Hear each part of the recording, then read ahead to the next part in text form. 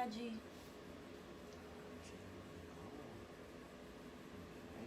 Oh, I have it activated. There we go. Once we see the first viewer, we'll start. Because a lot of times they be watching, they just don't press the video where you can see them. So, okay, we got our first viewer. Hey, Ayla. So, happy Thursday, you guys. Thanks for tuning in to Business Awareness Thursday with Lush. Today, I have the honor of speaking with super producer Ron G of Ron G Productions. How you doing? I'm doing all right. How you doing? I'm great. I'm great. Finally got a chance to sit down and talk to one of the greats of the city. So, how long now have you had that love for music? It's been a while now. I said 10. I had a love for music. I'm 33 now, good 20 plus years. So basically all your life. Yeah, all my life. What inspired it? Did you grow up around it? Yeah, I was pretty much born into music. A lot of people do know, a lot of people don't know. My dad is a real, well, I guess you could say sort of famous on that personality, Hot Ron Anthony, actually. So I was born into radio. He used to, when I was born, he was working for 97.5 WABB, which is now WABD. They got bought out by iHeartRadio. Okay. So when I was born, iHeartRadio wasn't around. None of that stuff was around. We were still recording on tapes and reels. So, I mean, that's really much how I got started, just being in radio with my dad, watching him, helping him cut commercials, learning how to do stuff like that, and just going to concerts and being around that stuff. I think it actually switched to music because of the actual concert we used to go to. So more or less is my dad that kind of got me started, influence-wise. Okay, that's excellent.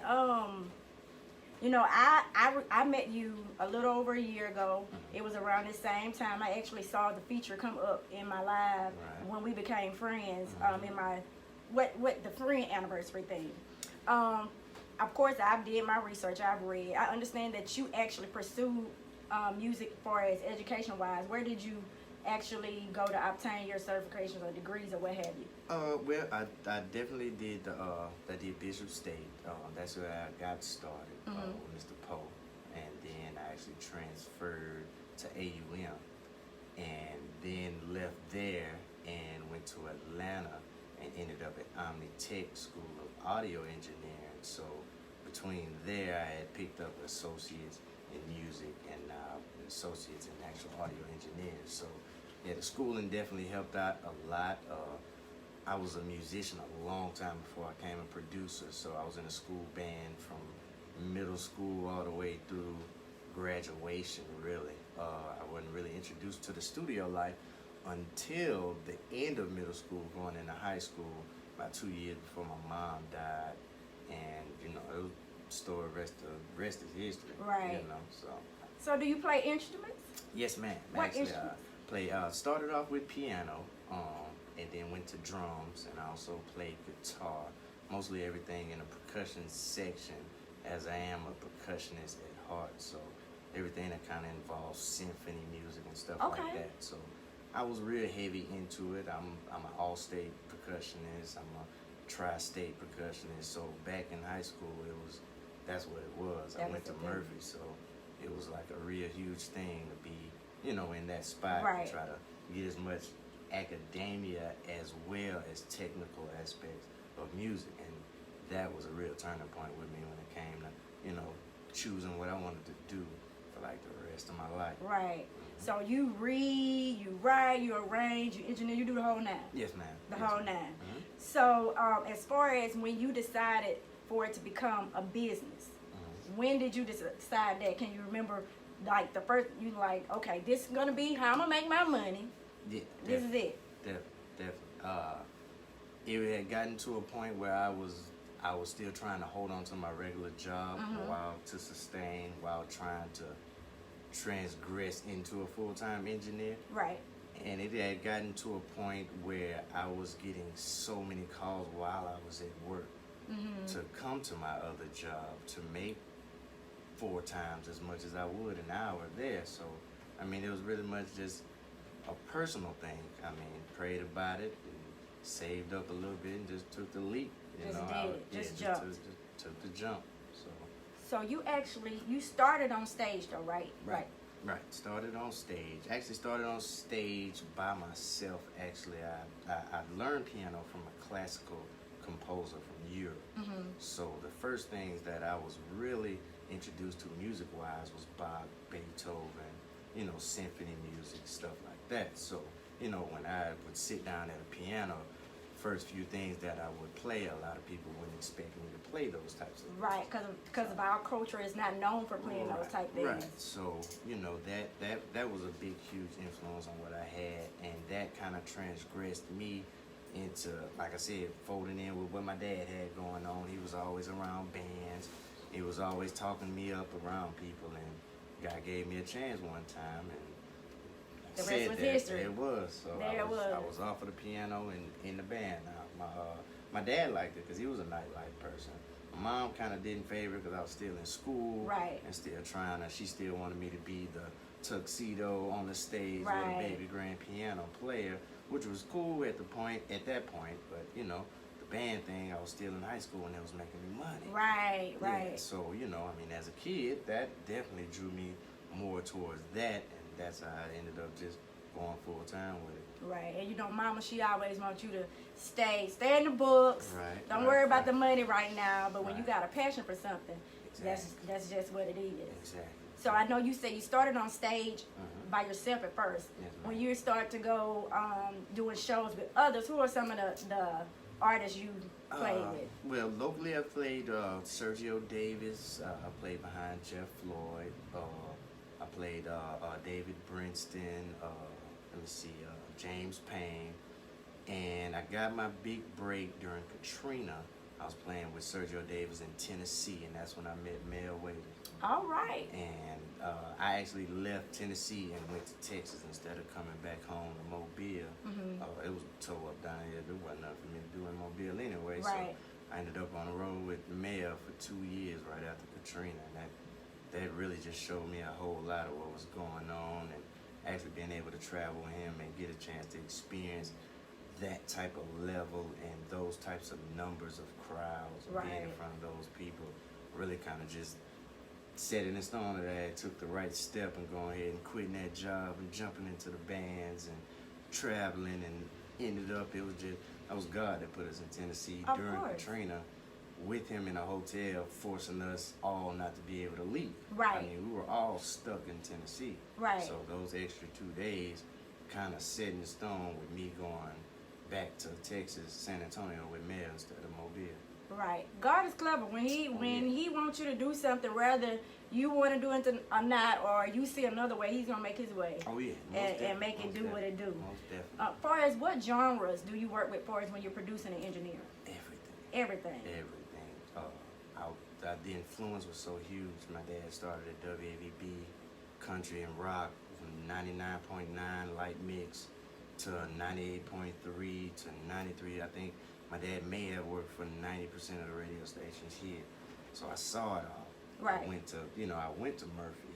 I was a classical piano player. I learned jazz band music at Murphy.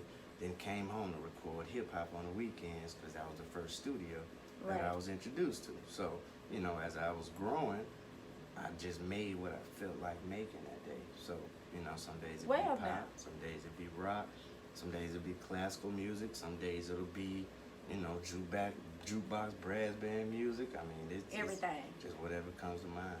So I hear you delivered some of your magic working with Boosie on his Boosie, the Blues Cafe. Yes, ma'am.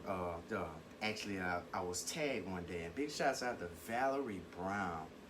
That was just God too. She Boosie tagged on Instagram, I think, that it was just looking for blues beats. And wow. She knew what I did and tagged me, so I sent a couple of them to him, and his road manager hit me back and was like, "Man, this stuff right here is like, you got like 808s and hip hop drums with blue. This is what we need." So it went from me sending him one track to sending him like 10, and he ended up picking 4.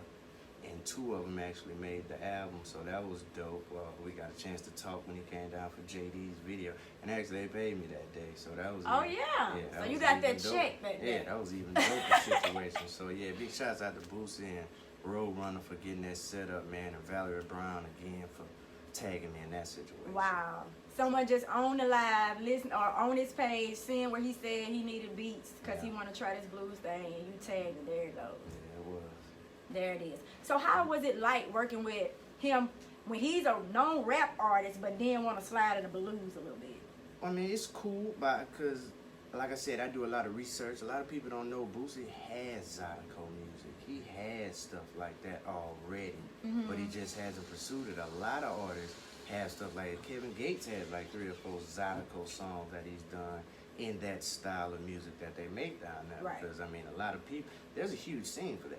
Yeah, It's a place Zydeco. that Nobody's really make on Zydeco here in Alabama that I know of. It's generally Louisiana, Texas, places Exactly. like that. We talking about that type of music. I'm sure it's a lot of people watching don't even know what we're talking about. Yeah, exactly. That's another huge market that's untapped. So, I mean, it just, when I came about, I know he's just been looking to do something like that. Right. And just decided to do it. I'm glad he did, because it opened his eyes up to a whole nother situation, Right. you know, that was going on. And I think the first video he did with Love Your Family, which was produced by Tyra Neal, who's also a Southern Soul Right, artist. he's an from artist. down that way, yeah. So, Okay, that's who produced that. yeah, so that's opening up a whole nother, Right. situation to him. I mean, it just showing him how close he really is to other people that's doing music Versatile. like that. Yeah, versatile. And a lot of people, it's stuff that a lot of people can listen to, and the music is changing now. It is. And a lot of people hear the word blues and hear the drenched, slow stuff but it's not like that It's anymore. not. It's definitely not like that anymore, to the point where people like Lil Boosie are actually doing it. So, Right. it's changing just like hip hop changed, just like rap changed, just like pop changed, just like gospel is changing. I mean, everything is, transforming into something new, so the demographic outreach could be a lot larger. Right. So, that was definitely a blessing looking over him on that one. Right. Well, congratulations on that, because that was Thank you, huge. thank you. As far as some of the artists that you work with locally and mainstream, just give us a few. All right. Matt David J, Tar Key, Bo from Birmingham, Big Bro, Mo Stovall. Got a track coming out with Big Pokey, Nadia Green, Vic Allen, James Payne. It's a huge list. I miss a lot of people. I'm sure working with Big Pokey, that's hilarious. Yeah, that's definitely gonna be dope. I wasn't actually in the studio when they worked on that track, but big shouts out to Beat Flipper for contacting me. His main producer reached out to me and was looking for tracks, so that was definitely a dope thing that I thought to have somebody actually to do. So I heard the finished track. It is a nice track. It's something different from Pokey, which I was definitely blessed to be a part of that situation. Right. So that's definitely gonna be something to look forward to this year. And big shouts out to Miss Lady Blues out of Atlanta. She's actually one of the first Southern Soul artists besides Solomon Thompson to give me a chance to do what I needed to do. So I definitely thank him and her for that. But other than that, like I said, music is evolving. I'm trying to help it out. Right. So which would you say is your favorite genre? Right. I mean, I'd have to say funk and the funk and soul stuff, because that's pretty much how I learned to play, how I learned to be. I'm a guitar player, a drummer, so that's usually, my favorite things to do. The live music type sound is pretty much what I like the most.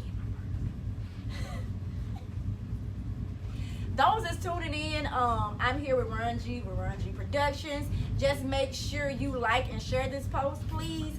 We're talking about, of course, his music history. He's been in this game since he was 10, his love for it, and just listening at the different people and the types of music he worked with is great. Just make sure you like and share again. So as far as the services you provide, I know you produce and engineer. What other services do you provide? I've heard the talk of jingles when I first came in. Oh yeah, I mean pretty much anything that based around music. I've done jingles for WKRG. I've done jingles for hash shows or pretty much anything. I've mixes for dance groups. Like I said, the normal stuff, recording, making tracks, doing beats. I do voiceovers, a lot of commercials. I also help out with paperwork, copyrights, legal obligations, and everything for just paperwork wise. Publishing. I've taught piano lessons. I've taught drum lessons. Digital production. Interns. A little bit of visual here and there, but pretty much anything that involves music. Right. Well, there it is. If you need to get your paperwork in order and you're an artist, you may want to holler at Ron G. Looking for beats, looking for a jingle, looking for a voiceover, any of those things. This your guy. He can hook you up. So let me ask you this: have you had artists that may have come to you for a beat, and you're probably working with them, but after getting them in the studio, they sound, I don't want to say like trash, but it doesn't meet what you have produced? Have you ever turned someone away? Yes, yes and no. Okay. In my best interest, what I usually do, if there's a situation where where what they have, I can't really help. Mm-hmm. If I know someone who can, or maybe know that they need to take a few steps back and redo a few things, it's better for me, and it's actually my obligation for real, right, to actually put a person in a better situation. So I wouldn't necessarily say I've turned down much work, but I would say I've refused money because I didn't want the client to actually waste it. Right. Put That it makes into sense. perspective like that. So it'd be more or less of sitting down. Say, for instance, somebody brought me a record to mix that wasn't recorded right. I tell you that before I took your money to actually try to mix it, because at the end of the day, there's certain things that you just can't pretty much fix. So, right. It's easier to kind of, and they'll appreciate it a lot more. Artists definitely appreciate that a lot more once they realize, or once they see your side of what you're actually talking about, whether it be something involving the quality of a sound, or the price of a certain product, or them trying. Still was recording, just still, that was annoying. Okay, so with being an entrepreneur, and I know this being your passion, and you basically had to pray about it and say, okay, this is what I'm gonna do full time. What are some of the things since making that decision that has kept you motivated? Progress. Progress for one. And just not my progress, the progress of like so many people around me. Right. Simply because I did take the opportunity to do this stuff. I have the opportunity to help my friends learn. Right. I have the opportunity to, pull up on people and be a part of their situation. So, progress really more of a spiritual thing, of my, progress career-wise, financially wise. Right. It's just, it's been a journey, and it's been a dope one. It hasn't been the greatest. Right. There's low times, bad times, But things of course. get slow and stuff like that, but time progresses on, you learn how to get ready for those situations. Right. Be more prepared for it, and it's pretty much just, just day by day. Right. So let them know how they can get in contact with you on all your social media outlets. Okay, I'm pretty much Ron G Pro, RONGPRO 251 everywhere. That's my Twitter handle. That's my SoundCloud, my Facebook. RonGPromusic.com is my official website. And pretty much you hit me up anywhere. I'm here in Mobile, a few locations that I work out of, including this beautiful location owned by my partner Skylar Bell, Renaissance Studios off Cottage Hill. Big shouts out to my people, Ronnie Reed out there, Fame Studios on Airport Boulevard. Big shouts out to Dolphin Street Sound downtown, 808 Studios over there with Devontae Loper, Young Block. So, you know what I'm saying? Like I said, everybody just keep pushing. If you need me, hit me up. There it is. So I just wanted to name some things that I read that I saw was some great accomplishments. I noticed in 2001 you were named All-State #2 high school percussionist in the state of Alabama and #1 in the South region of Alabama. Yes, ma'am. That's huge, and congratulations on that. I know that's been 2001, but still, that's a record. That's something to hold on to. And also, you'll be attending the Grammys this year. This is your second invitation? Yes, ma'am. Your second invitation to the Grammy, which is huge. So congratulations on that, and enjoy. And also, the Zydeco Blues and Trail Ride Awards, right? Yes, ma'am. Well, actually, that just passed. That was in Texas. I was nominated for that. As producer of the year, which was definitely a good thing. Shouts out to Miss Horton and everybody out there in Texas for that opportunity as well. That was actually the second time I had been nominated for that one as well. Okay. So definitely big shouts out to them. And like I said again earlier, big shouts out to Miss Lady Blues, who opened up the door for that opportunity to go out to the Grammys. And definitely appreciate her for that. That is huge. Someone here in the Port City has been invited and nominated in the Grammys. How about that? How about that? I had something in my little notes to talk about Zydeco and how it's not known here and how it is huge in other areas and things like that. How would you describe that sound? Like, all I think about is dancing every time I hear it. Yeah, I mean, it's pretty much a mixture now. How they've combined so many elements from different music. It sounds kind of like you would actually see the country type band up there with fiddles and the washboard and stuff like them that. Things that don't they? What is? Yeah, those two.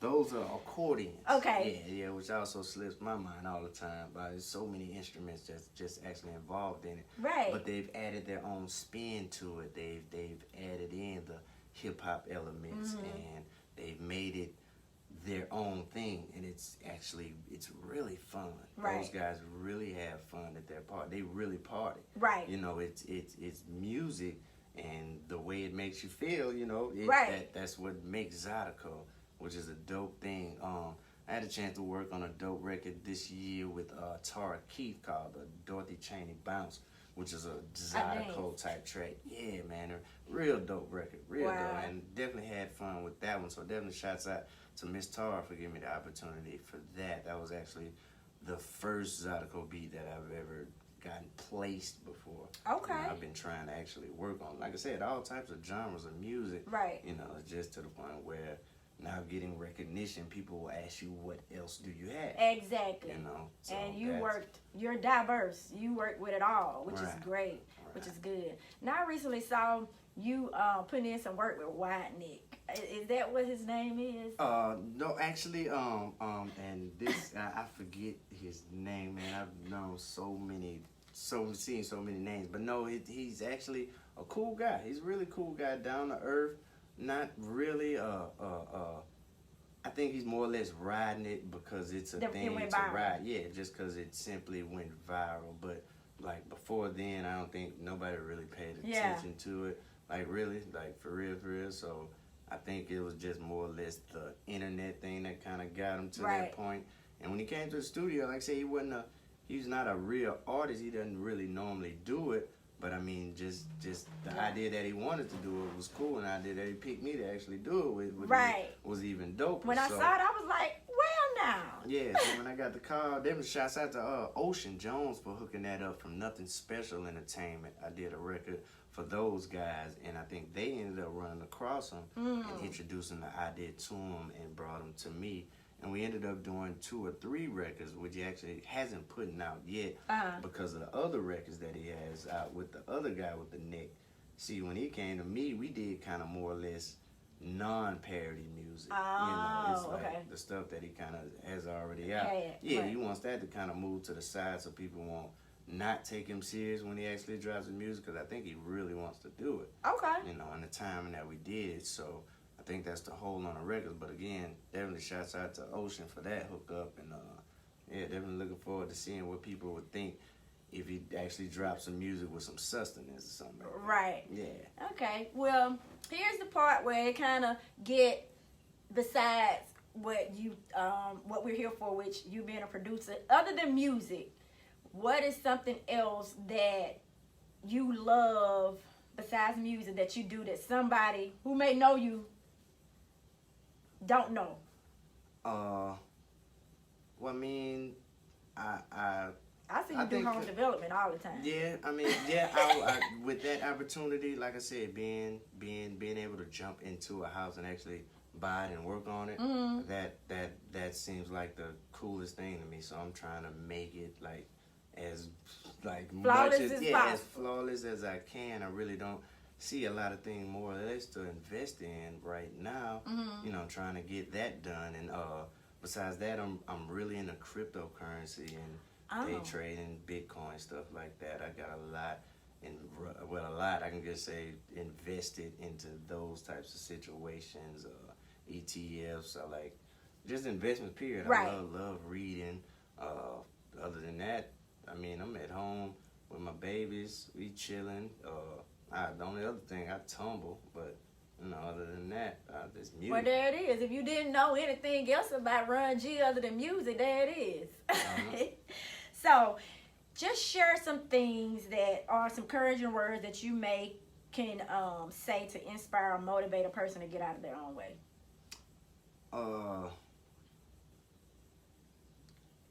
It always really made me feel a certain way, I guess, with stopping, because so many other people depend on me not to stop.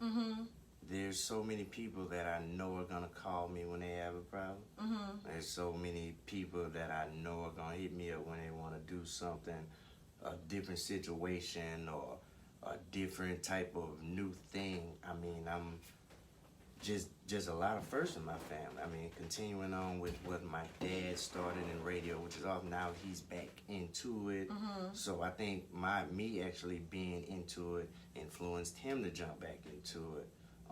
And try to continue the legacy that he started. Right. So it's I guess more or less a lot of first. You can be under the radar. I mean, I don't have a #1 record right now. I'm still going to the Grammys.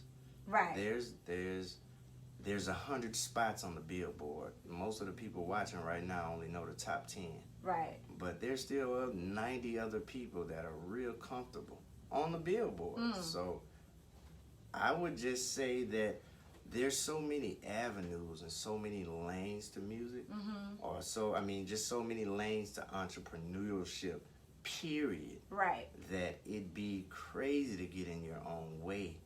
You got kids showing off toys on YouTube making $22 million a year. That's true. So innovation and technology is really making it easy for people to step out on faith and try new things. So I would always just say, just look around you. Just look at how fast the rest of the world is moving. Right. And kind of keep that as a constant motivation, or other people looking up to you and what you're doing as a constant motivation. That's so right. I just see it as me being able to help as much people now, at least with what I know, because I didn't have that much help when I started off. Right. So if I can be at least of a small help to a small group of people, then that pretty much keeps me motivated to keep going. So there it is. Well, thanks you guys for tuning in. Again, make sure you like and share. If there is any businesses, entrepreneurs, or anything like that you would like to see me sit down and chat with, just make sure you direct message me their information, and I'll feel free to reach out to them so we can get them scheduled. I'm now scheduling in April, so I am booked until the beginning of April. Just make sure you tune in each and every Thursday. Now, Business Awareness Thursday is on the iHeartRadio app as well as iTunes. So if ever you interviewed with me, you will be featured on those two platforms. Also, we have a contest going on. If you subscribe to Business Awareness Thursday with Lush, Sister Code, and Great Morning Pals, you will be in a chance to win a free class at Gemini Studios, a free bedroom candy gift card, and a free products from Zeta Beauty, which is one of the hosts of Sister Code. So make sure you subscribe on the iHeartRadio app and iTunes. And that's all we have for today. All right. See you next Thursday, and thanks for chatting with No me. problem. Thank you.